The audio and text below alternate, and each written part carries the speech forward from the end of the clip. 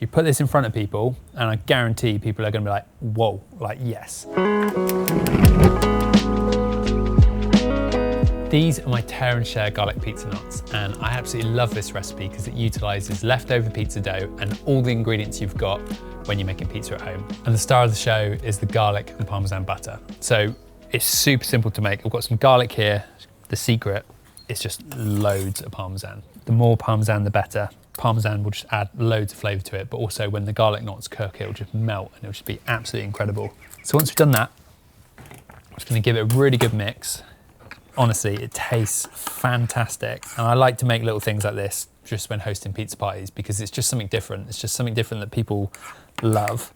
You make garlic bread with it, add a little bit of salt, just because we want that nice salty flavor. The Parmesan does add a lot of salt to it, but that'll be perfect. Now, we're gonna get our pizza dough out. So this is some leftover pizza dough that I've got. It's proved really well. I'm just gonna get it out with a bit of semolina. Now, you can use quite a bit of semolina on this because we're gonna be rolling it out.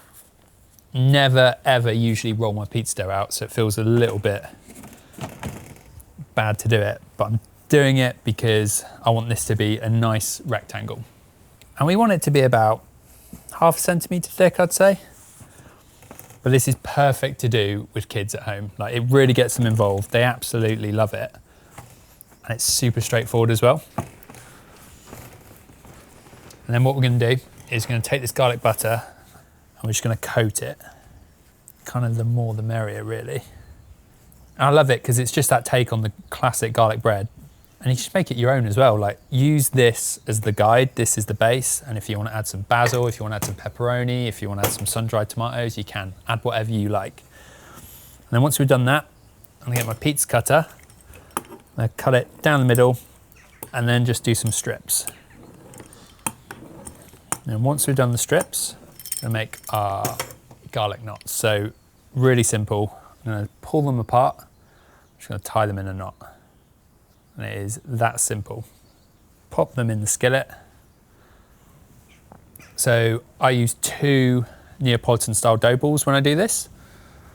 And that's enough to probably serve easily 6 people. It's a good tray of these.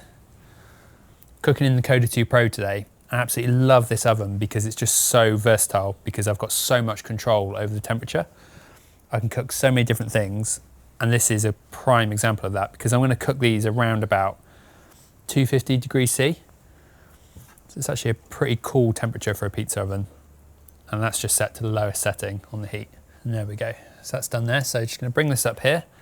And this is where we make it extra special. I'm gonna add loads of grated mozzarella to it.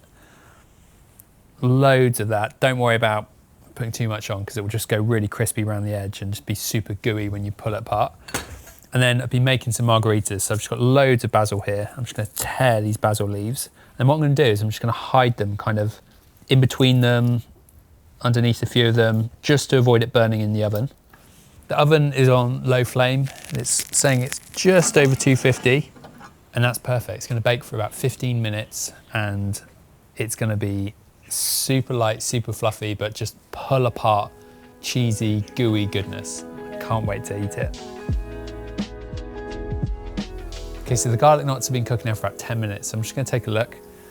Yes, look at that. The dough is just risen really, really nicely. That cheese is just bubbling perfectly on top. It looks fantastic. I'm gonna cook that for about 5 more minutes. And the thing I love about this oven is the heat distribution is so good. I don't actually need to turn it around or keep rotating it in it because it just cooks it evenly so well. So gonna give it 5 more minutes, come back, and I can't wait to dig in. Right, let's take a look. This has been 15 minutes it's been cooking for. That looks incredible. Anyone you put that in front of will be super impressed. I'm just gonna finish it with a little bit of Parmesan. Let it rain Parmesan. And it's done. You can serve this as a starter, a side, alongside pizza, but I like to serve mine with some tomato sauce just to dip in. This is my homemade tomato sauce. And I make that by cooking off some garlic and some onion with some olive oil.